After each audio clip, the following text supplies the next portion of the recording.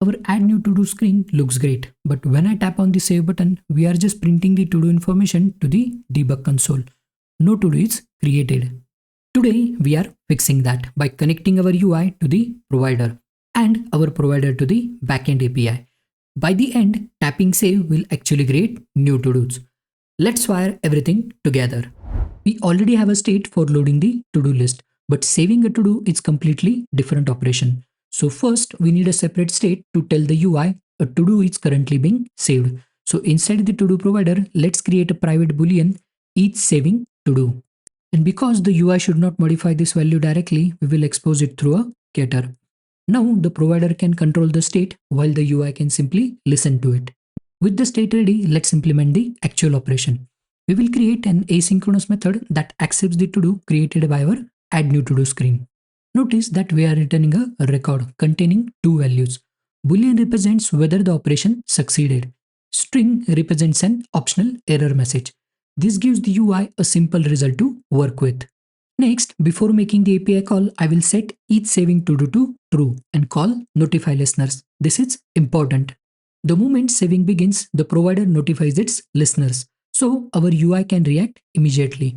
For example, by showing a loading indicator and preventing the user from submitting the form again. Now we are ready to cross the provider API boundary. Inside the try block, I will use to-do service to call add new to-do method and pass it our to-do object.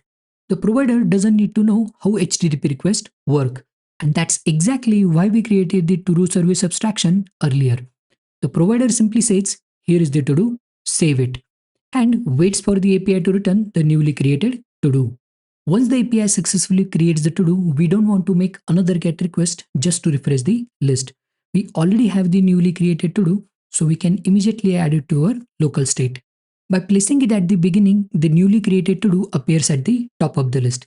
This keeps the UI in sync without an unnecessary API call. Next, if everything worked, return true and null. But if the API throws one of our application exceptions, return false and the error message. Now the provider doesn't need to display a SnackBar or manipulate the UI. It simply reports the result. The UI can decide what to show to the user. Next, there is one important piece left. Whether the request succeeds or fails, each saving to do must go back to false. That's why we will use finally block. And with that, our add to do method is now complete. Next, our provider can save the to do, but there is still a gap. The provider knows when saving starts and finish, but our UI doesn't. And that's exactly what we're fixing now. We need the add edit to do screen to listen to each saving to do and update itself when user taps save. Since we are already using provider, let's wrap our screen with selector. The important part here is the selector. We are telling provider, I only care about this one value. When each saving to do changes, the selector rebuilds its builder. And now we have the current value available as each saving to do. Next, we have the value. Now let's actually use it. Our save button currently looks like this. Let's start with onPress. Instead of always calling save, we will check each saving to do. This is a simple but important change. When each saving to do is false, the button works normally. But as soon as saving starts, it becomes true and the button is disabled. Because we don't want users tapping save multiple times while the previous API request is still running. Next, disabling a button is good. But from the user's perspective, a disabled button doesn't explain what's happening. So let's give them some feedback by conditionally changing the button label. When we are not saving, we see save. But when the API request is in progress, we see CircularProgressIndicator. Next, there is one small UI detail left. We don't need the save icon when the progress indicator is visible. So we will conditionally change the icon too. Next, our save button is now doing its job. When saving starts, it becomes disabled and shows a circular progress indicator. But there is still a small problem. What if user closes the screen halfway through the request? So let's make the entire screen respect the same each saving to do state. Let's start with AppBar. Instead of always allowing the user to close the screen, we will check each saving to do. Now, while the to do is being saved, the close button is disabled. Once saving finish, it becomes available again. Simple but important. Next, for each and every form control, I will use same simple rule. set enable to not each saving to do. This keeps the entire form locked while the save request is in progress.